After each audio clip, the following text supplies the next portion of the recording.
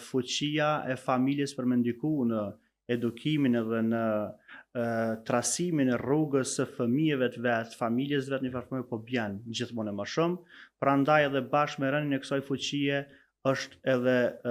në rritje domosdoshmëria për me qenë më prezent aty, për të monitoruar më shumë këtë lloj pjesë të rrugtimit. Pra, sa më shumë që kemi adresa që influencojnë motivet tona, mendimet tona, ndjenjat tona, aq më pakët bëhet kjo adresa primare e quajtur familje, ose ky grupi primar i këtij subidentitetit të përgjithshëm shoqëror e kulturor realisht. Prandaj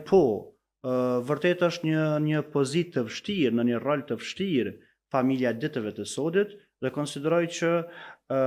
secila prej këtyre grupeve duhet me pas të qartë realisht, ose duhet me i njoft këtu dukuri që bartën, pra parimisht me njoft të dukuri dhe të cilat pjesë të individit prekin, që të paktën të jenë kujdestar më vigjilent, të jenë kujdestar më të vetëdijshëm, edhe nëse s'kan me mujt gjithçka me mbrojt edhe gjithçka me rujt, sepse ne tek e fundit fatmirësisht ose fatkeqësisht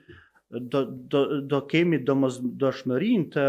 pranojmë një farë forme përshtatjen me etapat e reja të rregullimit shoqëror, të rregullimit global.